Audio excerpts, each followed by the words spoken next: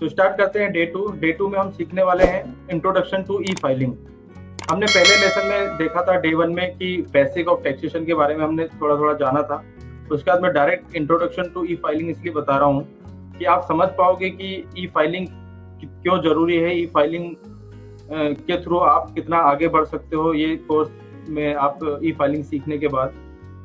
तो e filing की बात करूं, इंट्रोडक्शन टू ई फाइलिंग।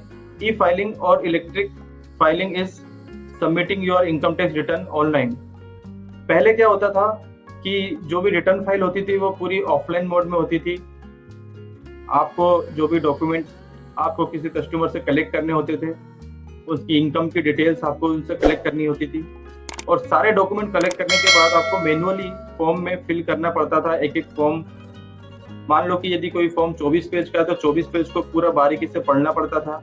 उसके बाद उसमें जहाँ इनकम जिस सोर्सेस की इनकम है वो फिल करना पड़ता था, और सारे सेक्शंस वाइज आपको पूरा नॉलेज आपको रखना पड़ता था। बिना नॉलेज के, बिना सेक्शन के नॉलेज के, बिना किसी डीप नॉलेज के आप रिटर्न फाइल ही नहीं कर सकते थे। लेकिन जैसे ई फाइलिंग सिस्टम चालू हुआ तो उसमें सब ऑटोमेशन होने लगा। उसमें क्या होता है कि जब आप ई फाइलिंग करते हैं तो आपको एक ही इनकम के जो भी रिफ्लेक्ट होते हैं, जो भी कॉलम्स होते हैं, आपको अलग अलग नहीं डालने पड़ते हैं, वो ऑटोमेटिकली वो ले लेता है। तो ई फाइलिंग ने जो इनकम टैक्स रिटर्न फाइलिंग का जो सिस्टम है उसको बहुत ही ईजी और बहुत ही आसान कर दिया। उसका सबसे बड़ा कारण ये है कि जब ऑफलाइन मोड था तो आपको लिमिटेड टाइम पे काम करना पड़ता था। आपको कस्टमर से पेपर कलेक्ट करना था, फिर उसके बाद उसको फिल करके इनकम टैक्स में लाइन में लग के जमा करना पड़ता था।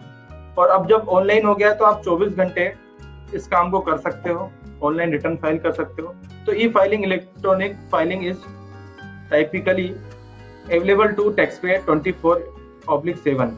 अब एक फायदा और ये हो गया कि जब ई फाइलिंग के थ्रू जब हम रिटर्न फाइल करते हैं तो जो भी टैक्स रिटर्न होते हैं वो इजीली आपको मिल जाते हैं, आ जाते हैं, ऑटोमेटिकली अकाउंट में आ जाते हैं। जब ऑफलाइन मोड होता था तो जब आपको चेक के थ्रू पेमेंट आता था फिर आपको उसको बैंक में डालना पड़ता था। अभी क्या होता है कि सारा पूरा ऑनलाइन हो गया है।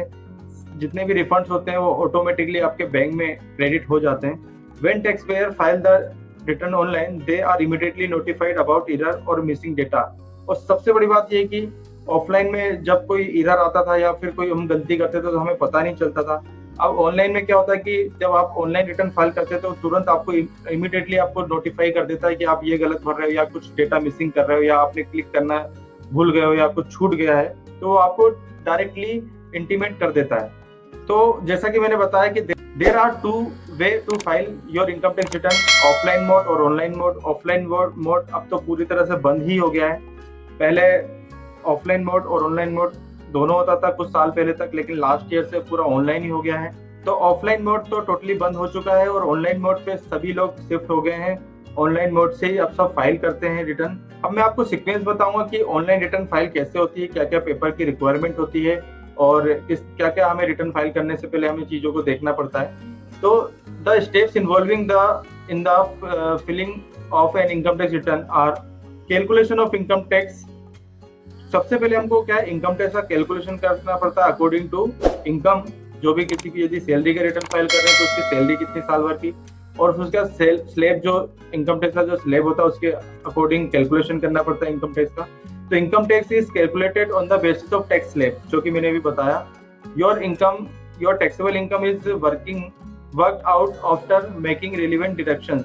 अब आपने जो भी आपकी जो ग्रोस सैलरी है या जो ग्रोस इनकम है साल भर के अंदर, जो भी आपने ग्रोस इनकम अर्न की है, उसमें से उसके बाद जो गवर्नमेंट को डिडक्शन देती है जिसमें आपको टैक्स सेविंग होता है, वो डिडक्शन माइनस करने के बाद और एडवांस टैक्स माइनस करने के बाद यदि आपका कोई सैलरी स्लैब जाता है तो आपको एडवांस टैक्स भी जमा करना पड़ता है, या आप एडवांस टैक्स जमा करके इंटरेस्ट का अमाउंट बता सकते हो। या आपका जो मान के चलो कि 2.5 लाख रुपए या उससे ऊपर यदि टैक्स लग रहा है, तो 2.5 लाख से ऊपर यदि इनकम है, तो यदि आप किसी से कंपनी में जॉब कर रहे हैं तो आपका एम्प्लॉयर पहले से ही 2.5 लाख के ऊपर जो भी इनकम होती है टीडीएस स्लैब रेट से स्लैब रेट के अकॉर्डिंग टीडीएस कैलकुलेट करके टीडीएस काटना आपकी सैलरी में से चालू कर देता है। तो एडवांस में आपका या तो एडवांस टैक्स जमा हो जाता है या एडवांस के रूप में टीडीएस जमा हो जाता है। तो जो भी आपका टीडीएस जमा होता है, जो भी डिडक्शंस होते हैं उसके बाद, तो जो भी आपका टीडीएस कटता है वो आपकी जो भी साल भर की जो ग्रोस इनकम है उसमें से जो भी डिडक्शन लेस होते हैं उसके बाद जो इनकम होती है उसके बाद आपका स्लैब रेट कैलकुलेट होता है, उसके बाद टीडीएस आपका कटता है। ये हम डिटेल में डिस्कस करेंगे आगे के चैप्टर्स में। तो सबसे पहले हमको कैलकुलेट करना पड़ता है इनकम टैक्स, उसके बाद tax deducted sources TDS certificate and form 26A।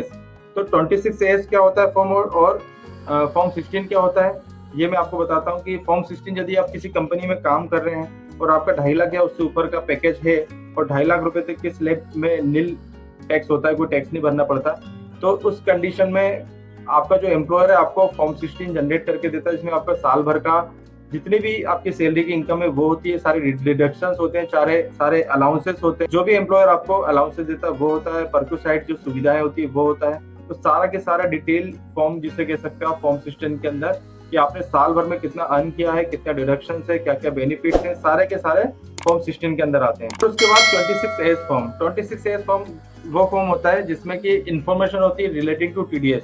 आपका यदि मान के चलो आप सैलरीड एम्प्लॉय हो, आपने किसी बैंक में एफडी कर रखी है और एफडी पे आपको इंटरेस्ट मिल रहा है, तो इंटरेस्ट 10,000 से ऊपर इंटरेस्ट होता है तो उस पर भी टीडीएस कटता है। अब वो इनकम कहाँ से शो होगी, कैसे समझ में आएगी, तो फॉर्म 26A ऐसा फॉर्म होता है जब आप इनकम टैक्स के अंदर रजिस्ट्रेशन करते हैं। तो रजिस्ट्रेशन करने के बाद 26A फॉर्म आप देख सकते हैं कि किन किन सोर्सों से आपकी इनकम हो रही है,